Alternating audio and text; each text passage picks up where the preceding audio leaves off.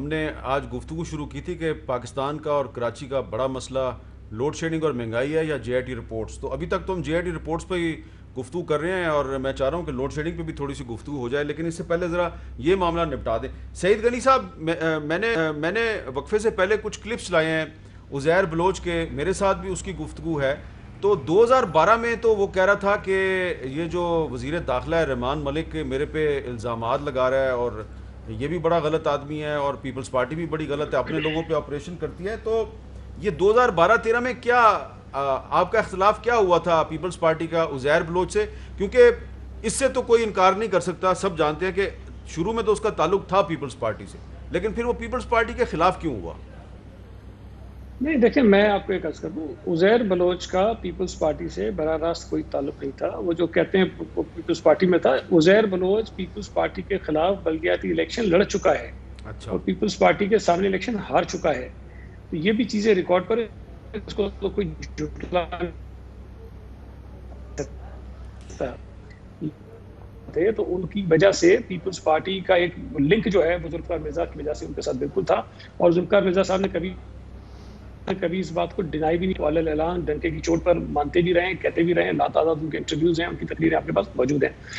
2012 میں Peoples party نے لیاری میں آپریشن کیا تھا, پولیس آپریشن کیا تھا. وہ کامیاب نہیں ہوا اور اس آپریشن میں 52 افراد مارے گئے تھے, اور میڈیا نے بہت زیادہ اس پر یہ ساری رپورٹنگ کی تھی کہ بے گناہ لوگ بھی مارے جا رہے ہیں اور لیاری میں لوگوں کے پاس کھانے کو چیزیں نہیں ہیں, پانی نہیں ہے, بہت سارے ہیومن ایشوز جو ہیں وہ ریز کیے تھے. اس کے بعد پیپلز پارٹی نے کمیٹی بنائی جس میں میں تھا, قادر پٹیل تھے, سینیٹر یوسف بلوچ تھا, اور ہمیں یہ ذمہ داری دی گئی کہ ہم جا کر کوشش کریں کہ لیاری کے اندر حالات جو ہیں وہ کسی طرح سے نارملائز ہو جائیں تاکہ لوگ وہاں اپنی زندگی سکون سے گزار سکیں. اب ان حالات میں جب عزیر بلوچ صاحب اس قسم کی تقریریں کر رہے تھے جو آپ نے سنائی ہیں, جو انٹرویوز دے رہے تھے, ہم ان حالات میں لیاری میں گئے ہیں اور ہم نے جا کر چیزوں کو ریسٹور کرنے کی کوشش کی ہے. ہم عزیر بلوچ سے ملے ہیں, ایک دفعہ نہیں, 3-4 بار سے ملاقات ہوئی, اور اسی لیے کہ لیاری کے حالات نارمل ہو تاکہ لوگوں کی زندگی جو ہے آرام سے وقت گزر سکے. وہ ہم نے کوشش کی ہے, اور اس دوران میں یہ چیزیں نارمل ہوئی. اللہ کا شکر ہے کہ وہاں حالات پیسفل ہوئے. بیچ میں یہ الیکشن آ گئے. الیکشن میں بھی جو یہ کہا جاتا ہے کہ یہ ٹکٹس عزیر بلوچ نے دیے, بالکل ٹکٹ عزیر بلوچ نے نہیں دیے ہیں. جو شاہجہان بلوچ ہے وہ میرے ساتھ خود یو سی کا ناظم رہا ہے, آج کل وہ پارٹی میں نہیں ہے, پارٹی چھوڑ چکا ہے, لیکن وہ کرمنل آدمی نہیں ہے. جاوید ناگوری جو ہے وہ مجھ سے زیادہ پرانا ہے پارٹی میں, مجھ سے زیادہ سینئر آدمی ہے پارٹی کے اندر. جو ثانیہ ناز ہیں ان کو میں پہلے نہیں جانتا تھا, ظاہر ہے کہ لیاری کی لوکل خاتون تھی, لیکن ان کو بھی جب ٹکٹ دیا گیا تو ہم نے زیادہ اس لیے بات نہیں کی کہ خاتون ہیں, لیاری سے ڈائریکٹ سیٹ پہ آ رہی ہے, تو ظاہر ہے وہ دہشت گرد تو خاتون نہیں ہو سکتی ہے. اچھا تو ان ایک لوگوں منٹ ذرا جی سعید غنی صاحب, یہ جو صفحہ نمبر 7 ہے عزیر بلوچ کے 164 کے بیان کا صفحہ نمبر 7, اس پہ وہ دعویٰ کر رہے ہیں کہ جنرل الیکشن 2013 میں سینیٹر یوسف بلوچ کے ذریعے فریال تالپور سے میں رابطے میں تھا. میں نے شاہجہان بلوچ, جاوید نگوری, عبداللہ بلوچ اور ثانیہ ناز کو پارٹی ٹکٹ دیے. اس میں آپ کا ذکر نہیں ہے اس نے کیا, وہ کہہ رہا ہے میں نے وہ دیے. نہیں.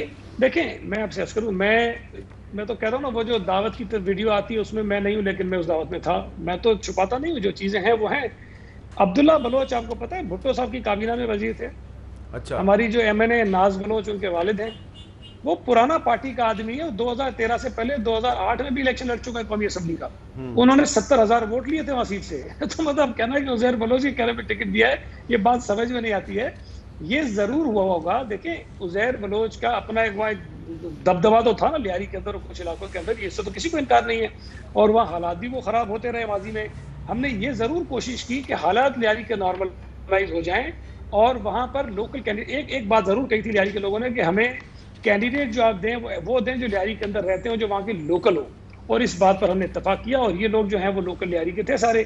اب اس میں جو حلف کی بات ہے, اگر آپ یوسف بلوچ کا حلف جو آج انہوں نے دکھایا ہے کہ یوسف بلوچ تقریر کر, آپ سنا تو یوسف بلوچ کیا کہہ رہا ہے. یوسف بلوچ یہ کہہ رہا ہے کہ ہم اور عزیر جان مل کر لیاری کے مسائل کو حل کریں گے. تو اس کا مطلب یہ کہ وہ پیپلز پارٹی کے ساتھ تو نہیں تھا, پیپلز پارٹی اس سے الگ تھا. اب جو حالات تھے ان حالات میں ان لوگوں نے کس طرح حلف لیا ہمیں نہیں پتا تھا, لیکن جب یہ حلف کی ویڈیو پہلی مرتبہ سامنے آئی, جاوید ناگوری کیبنٹ کا ممبر تھا, اس کو کابینہ سے ہٹا دیا گیا, وزارت سے نکال دیا گیا, لیکن اس کے بعد مختلف مواقع پر ایسے حالات ہوئے پیدا کہ یہ ہمارے ایم پی ایز اور ایم این ایز کسی طرف جا سکتے تھے، لیکن وہ اس حلف پہ نہیں گئے جو انہوں نے عزیر کے ساتھ لیا تھا، وہ پارٹی کے ساتھ کھڑے رہے. تو ان حالات کو دیکھے جانے کی ضرورت ہے. لیکن میں صرف ایک گزارش کروں گا، کبھی آپ کے شو میں آتے ہیں وہ شکور شاہ ان کے ایم این اے ہیں، ان سے پوچھیے گا 2012 میں وہ پارٹی کے نائب صدر تھے ہمارے کراچی کے، انہوں نے استعفیٰ کیوں دیا تھا پارٹی کے عہدے سے. اور حبیب جان نے 2018 کے الیکشن میں آ کر کس کی کمپین چلائی تھی. لیکن اب تو شکور شاہ جو ہیں وہ لیاری کے ایم این اے فردوس نہیں انہوں نے استعفیٰ دیا تھا نا 2012 میں پارٹی کے عہدے سے، کیوں دیا تھا ذرا پوچھیے گا نا ان سے آپ. چلیں وہ ان سے پوچھ لیں گے کس بنا پر دیا تھا. فردوس صاحب اب تو شکور شاہ صاحب جو ہیں وہ لیاری سے پاکستان تحریک انصاف کے ایم این اے ہیں، اور پاکستان تحریک انصاف جو ہے وہ اس نے شکور شاہ صاحب کو ٹکٹ دیا اور وہ جیت گئے. تو اب لیاری سمیت جو کراچی کے لوگ ہیں وہ ان کے جو مسائل ہیں اس میں سے ایک لوڈ شیڈنگ بڑا سر فہرست ہے، آپ بھی اس پہ آواز بلند کر رہے ہیں. تو یہ جے آئی ٹی پہ تو ہم نے کافی بحث کر لیا، ذرا آپ یہ بتائیے نا کہ یہ اب لوڈ شیڈنگ کا جو مسئلہ ہے اس سے جان چھڑانے کے لیے کیا پیپلز پارٹی سے لڑ کر آپ کو کامیابی ملے گی یا ساتھ ملا کے کامیابی ملے گی؟ دیکھیے بات یہ ہے کہ پیپلز پارٹی کے ساتھ مل کے تو کوئی کام ہو ہی نہیں سکتا. میں تو اس نتیجے پہ پہنچ چکا ہوں 2 سال میں. ٹھیک ہے، اس سے کہ ان کا سوچنے کا طریقہ اور ہمارے سوچنے کے طریقے میں بہت فرق ہے. یہ 2009 میں ابراج گروپ کو انہی نے ہینڈ اوور کر دی اور الاؤ کیا الجمعہ گروپ سے، اور جو شرائط ہیں وہ ان کو بہتر پتہ ہوں گی یا نیپرا کو بہتر پتہ ہوں گی، اور ہم چاہ رہے ہیں کہ اس کا ڈسکلوجر کم سے کم اسٹینڈنگ کمیٹی میں ہو. 2023 تک کا کراچی پاکستان کے سب سے بڑے شہر کی قسمت کا فیصلہ کر دیا گیا کہ یہ ایک مونوپلی کے تحت ایک اہم یوٹیلیٹی آپریٹ کرے گی، اور اس کے اوپر necessary checks and balances introduce نہیں ہوئے جس کی وجہ سے وہ فائدہ اٹھاتی رہی. میں نے یہ آواز 2020 میں اس لیے اٹھائی ہے کہ 2023 کے اندر جتنی جماعتیں ہیں ان سب کو اس بات کا احساس ہونا چاہیے کہ یہ شہر اب متحمل نہیں ہے کہ اس قسم کی کسی مونوپلی کے نگوں اس شہر کو رکھ دیا جائے، کہ اس کی بلیک میلنگ پہ رکھ دیا جائے. تو بہتر طریقہ یہ ہے کہ جنریشن کو سیپریٹ کیا جائے، ٹرانسمیشن کو سیپریٹ کیا جائے، اور ڈسٹریبیوشن کے ویلنگ چارجز کو طے کر کے اس شہر کی ڈسٹریبیوشن میں 2-3 کمپنیز کو لے آیا جائے. اور فیوچر کی سٹرکچرنگ پاور کی اسی طرح کرنی چاہیے. اور اگر ایک ہی کمپنی کے پاس رہے گی تو جو حشر ہوگا اس سے میں خوف زدہ ہوں.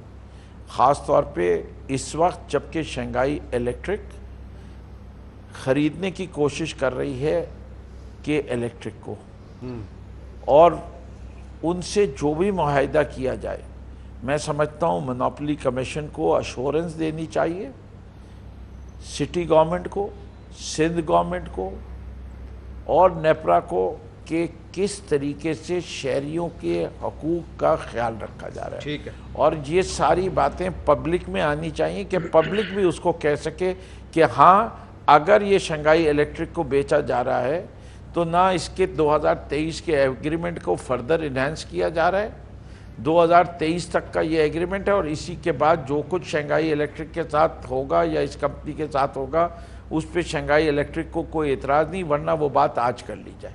ٹھیک ہے. اب اس میں اس سے کہ ہم سمجھتے ہیں کہ اس شہر کا اور کوئی علاج نہیں ہے اس وقت اس بحران سے نکلنے کا، اس سے کہ ایک مونوپلی کے نیچے وہ جو کچھ انہوں نے کیا ہوا کیا ہے، ان کے خلاف کوئی ایکشن ہوتا ہے، ایک بڑا وکیل کھڑے کرتے ہیں، کورٹ پہ جا کے اسٹے لے آتے ہیں. ٹھیک ہے، شہریوں کو تو ریلیف نہیں ملتی. آپ نے پھر جو وہ دینا چاہتے ہیں وہ دے دیتے ہیں بھیک کی طرح، جو نہیں دینا چاہتے آپ مانگ نہیں سکتے. آپ نے کورٹ کی بات کیا تو کامران صاحب میں آخر میں آپ سے یہ جاننا چاہ رہا ہوں کہ یہ جو بات کر رہے ہیں فردوس شمیم نقوی صاحب، یہ بات تو گورننس کے بارے میں ہے، اور وہ کہہ رہے ہیں پاکستان کے سب سے بڑے شہر میں جو بجلی کا بحران ہے، لوڈ شیڈنگ ہو رہی ہے وہاں پہ، اس کا کوئی حل نہیں مل رہا، تو اس کا ایک وہ سجیشن ایک پرپوز کر رہے ہیں، ایک سلوشن. تو یہ معاملہ جو ہے اگر سندھ گورنمنٹ نہیں مانتی تو کیا اس میں پھر عدالت کو انٹروین کرنا چاہیے؟ کوئی عدالت جائے گا تو مسئلہ حل ہوگا، یا پھر یہ معاملہ اسی طرح گڑبڑ چلتی رہے گی؟ دیکھیے ہم کو ہم کو اپنے اندر جو ہے نا ایک سیاسی سوچ جو ہے نا اس کو جو پیدا کرنا ہوگا، اور ہم کو یہ معاملات خود طے کرنے ہوں گے. اداروں سے ہم معاملات طے کروائیں گے، وہ عدالت کا ادارہ ہو یا کوئی اور ادارہ ہو، تو مسائل بڑھتے جائیں گے، مسائل کم نہیں ہوں گے. ہم جو ہے نا اب میرا خیال ہے اتنے میچور ہم کو ہو جانا چاہیے 73-74 سال کے بعد کہ ہم جو ہے نا اپنے مسائل کو خود حل کریں. بیٹھیں یہ بلکہ سارے صوبوں میں بیٹھنے کی ضرورت ہے، کسی ایک جگہ پہ نہیں. پنجاب میں بھی بیٹھنے کی ضرورت ہے، بلوچستان میں ہے، سندھ میں ہے. تو جب تک ہم آپس میں بیٹھ کے ان معاملات کو حل نہیں کریں گے، معاملات ٹھیک نہیں ہوں گے، خرابیاں بڑھتی جائیں گی. اور ادارے مزید جو ہے نا چونکہ ان کی ایکسپرٹیز نہیں ہوتی ہے اس میں، تو ادارے اور خراب کر دیں گے اس معاملے کو. بہت بہت شکریہ کامران مرزا صاحب. مجھے ایک وقفہ لینا ہے لیکن میں ایک چیز آپ کو گوشے گزار کرنا چاہتا ہوں. کامران مرزا صاحب نے کہا کہ یہ آپس میں بیٹھیں، صوبوں میں بھی بیٹھیں، مرکز میں بھی بیٹھیں، لیکن ایک ادارہ ہے اور وہ ہے national command and operation centre NCOC. وہاں پہ ہم دیکھ رہے ہیں کہ مرکز اور صوبے اکٹھے بیٹھتے ہیں اور اس کے 100 دن بھی مکمل ہو چکے ہیں. اور NCOC نے کل ہی ایک پیغام جاری کیا ہے جس میں انہوں نے یہ کہا ہے دوبارہ کہ آئیں ہم سب مل کر احتیاطی تدابیر پہ عمل کرنے کا عزم کریں اور ایک قوم بن کر کورونا کو شکست دیں. تو کورونا کو شکست دینے کے لیے ایک قوم کا بننا ضروری ہے، اور اس میں یہ بھی کہا گیا ہے کہ انتہائی ضرورت کے وقت گھر سے نکلیں، پر ہجوم جگہوں پہ جانے سے گریز کریں، گھر سے باہر نکلتے وقت ماسک پہنیں، بچوں کو ہمراہ نہ لے کے جائیں، اپنے ہاتھوں کو صابن سے بار بار دھوئیں یا سینیٹائزر کا استعمال کریں، اور کام کی جگہوں پہ سماجی فاصلہ اپنائیں اور احتیاطی تدابیر کریں. اور اس کے علاوہ بھی کافی ساری باتیں اس میں کہی گئی ہیں. تو NCOC میں تو ہمیں کافی کوارڈینیشن نظر آتی ہے مرکز اور صوبوں کے درمیان، اور ورکنگ ریلیشن شپ بھی نظر آتا ہے، لیکن اس کے باہر کیوں نہیں ہے، اس پہ بات کرتے ہیں فردوس نقوی صاحب سے اور سعید غنی صاحب سے وقفے کے بعد.